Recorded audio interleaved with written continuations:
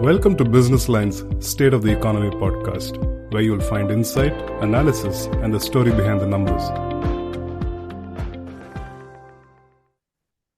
India has globally emerged as one of the countries that has the highest recycling rates for copper due to good collection efficiency and minimal loss during re-smelting. The International Copper Association of India has found through its stock and flow model. The model has been launched in a strategic collaboration with Fraunhofer Institute, Germany. This initiative will unravel the complexities of India's copper landscape, covering mining, production, end of life scrap generation, and recycling, says Mr. Mayur Karmarkar, Managing Director, India International Copper Association, India. International Copper Association India has come up with a comprehensive copper stock and flow model financial year 2021. It has been developed using a meticulous top-down and bottom-up approach. To tell us more about this and to also explain how we as consumers can put better use to copper, we have with us Mr. Karmarkar. Welcome to Business Line's State of the Economy podcast, sir. Sir, welcome to Business Line's State of Economy podcast, sir. This week, we've had an important development with regard to the International Copper Association India. Can you kindly explain a little on that development, which seems to be very, very interesting? Thank you, Mr. Subramani. It's happy to join on this podcast. This week, we have published the stock and flow model for copper. This is a material balance flow chart, which gives you a complete picture of how the material is being transitioning from different phases, right from mining up to end of life scrap generation, collection, and coming back into the system again. Copper is a highly recycled material, so you can find the copper mine more than few hundred years ago also coming into the system, and in a process, copper being highly circular, and there is hardly any losses happening in the process. We can say that whatever copper is in the use at the moment will come for the recycling again and again with different phases of life. Now, this model was developed decades ago by Fraunhofer Institute. And this is really useful for industry and government for data-driven decision. For example, government can look at the policies to support growth of all the phases of material life cycle, particularly when we have included copper as a critical mineral for developed India vision. The Fraunhofer Institute has worked on with ICA for several years, and this information actually is also available on our website. We started first with the global stock and flow model, and then on a regional basis. Recently, we have completed one for the India, and it includes the dynamic analysis of the copper flow in India. It has the stocks in use, then what is the post-consumer material flow happening, then what are the circularity indicators of the material, and there is uncertainty in evaluation, that is lack of the transparency for the data. So these issues has come on the surface when we really started working on that. I believe these findings for India will emerge with one of the highest, copper recovery and, remelting rate. And this is largely because we have got a highest collection efficiency and minimal losses in overall remelting of the end of life scrap.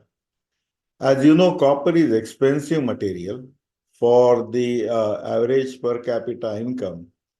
We have many garbage scavengers who are looking for this material. Therefore, in India, the theft of copper also is relatively higher.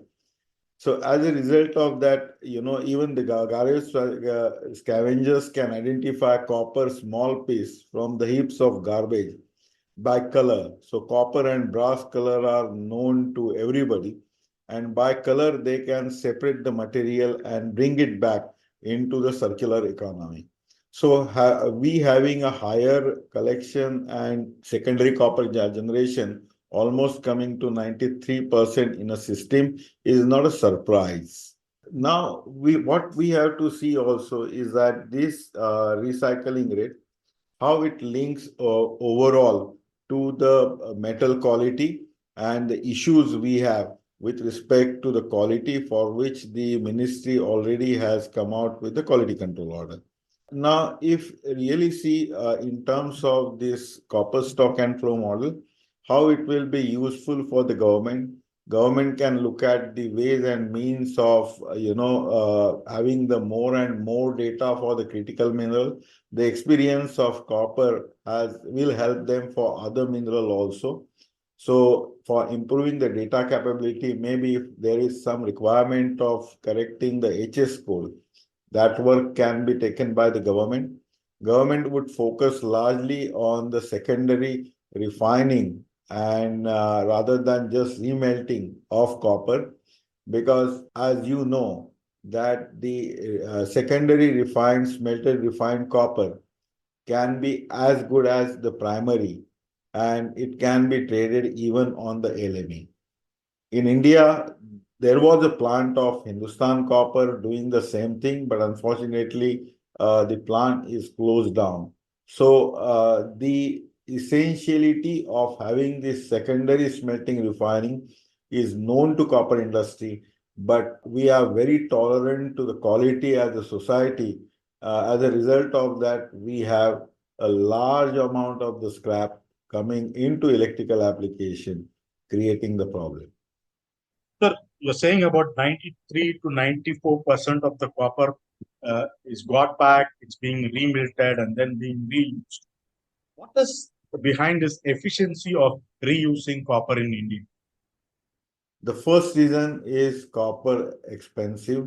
So even if you have to sell the aircon, old aircon, you will always look for the residual value of that aircon by selling from somebody in the value chain.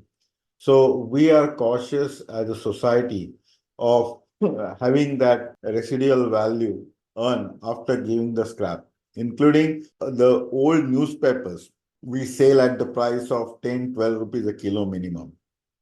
In other country, the old newspapers are just taken without giving any compensation for giving that old newspaper. So the residual value is the larger driver for copper as a scrap, and for the efforts required for collecting and taking it back, there is a reward system at the moment in this society.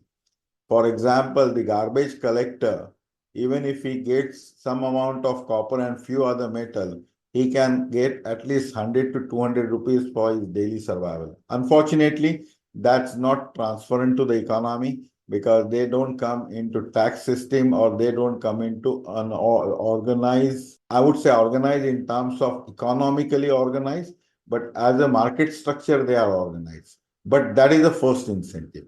The second reason of having this higher, collection rate and also remelting rate is largely because we have deficit of the refined copper coming into the country. We had the Sterlite as a smelter refiner. Back then, the refined copper coming into electrical was much lower. Most of the refined copper, back then the scrap copper coming into system was much lower. The refined copper was dominant in electrical. Subsequently, after the shortage on the supply, the scrap finding the route into the electrical application is there. Another incentive of remelting is that, as long as customer can tolerate with the quality like Super D rod or Zero rod, which is traded in the secondary market, the recycler will never invest into process improvement. As long as customer is there to tolerate with the quality, that's an incentive for them to give it to the customer without investing. So if you really see the processes, what we have of remelting is largely low capex and therefore low quality, and therefore these super D rod or zero rods coming into the secondary market can offer lower prices than the ETP rod, which is defined in the standard. So there are three incentives. One, for the collector, it's a relatively less efforts and more money for the entire value chain of collection, remelter. And at the product quality also, there is a market to tolerate with the quality. Quality is a larger concern. As a result of, there is a bit incentive of continuing with the lower end processes of remelting. Another important thing you see, the indicator of this is that we like the stock and flow model gives the data of 560,000 ton of the scrap was remelted. Hardly 1% was refined. Now, out of 560, almost 300,000 ton was used in making electrical rods, which has been sold largely like a Super D zero, or some of them are calling as a fire refined rod also. But we don't have the the refining of the scrap coming as a quality material in the system. So largely the incentive comes from the money. We are talking about, people are being tolerant to quality, but on this lower quality give rise to safety problems. So what can the government do to encourage production of better quality products from such scrap? I think the first one is the implementation of the quality control order. I think the implementation done carefully of the quality control order will help to promote the quality largely, and that's the purpose of the quality control order. So there are the quality control order for from cathode to various semis, and I'm sure government will add more copper products going forward. That is one thing which government has started working on, but I think the further efforts of compliances and making sure that there is a good monitoring out there in a market, the verification is done properly and enforcement is done properly will definitely improve the quality. Second thing is that in terms of the critical mineral, the end of life critical mineral are more valuable, because then you don't have to mine the new product. So government should encourage the investment in the new processes and technologies of refining all those critical minerals, so that these processes can make the product quality of the secondary metal as good as primary. Now, particularly in case of copper, the processes are available, but in other metals, the processing technology also is needed. But particularly for copper, in order to improve the quality, there should be an incentive so that the people who are remelting copper can quickly change their processes, can invest into processes and get into refining of secondary metal, largely wherever it is required. I mean, somebody can say, always debate that you don't need to, do refining of the brass, which is correct. But for brass also, you need a right chemistry for giving the right quality of copper. For example, if you are using brass for the rolled product, like connectors used in automobile, then the chemistry of that has to be perfect. The physical properties of that alloy metal, that alloy sheet has to be perfect for delivering the quality.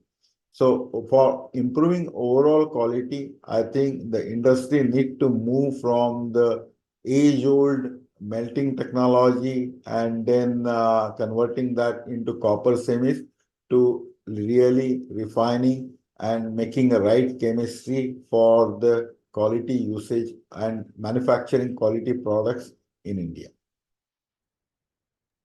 Sir, what will be your advice to the layman on making best use of copper and its values? I think the advice for the layman here is that look for the product. I mean, I would say the advice layman before that I will go one up on a value chain, particularly for the OEMs who are manufacturing copper product. They should look for the quality copper coming out of different semis. They should look for the compliances of those semis has been done or not. Saving of 2 4 rupees a kilo on copper doesn't mean anything if it not of the same quality, because really if you see the industrialization agenda is on the quality part, which is government focus, and therefore the quality control orders for many different products are on the pipeline and already has happened. So definitely the OEM should look for quality. And as a layman, when they buy the product for using the copper product, they have to make sure that at the end of the life, they separate out the copper and responsibly deliver to a system which is more transparent and which is complying to the tax regulation, so that end of life scrap available will be more and more transparent in the economy, paying the GST required for it, and that will help to really organize the copper industry by and large, or any recycling industry by and large. So thank you very much for the very full sides on copper and how to make best use. Thank you very much. Thank you.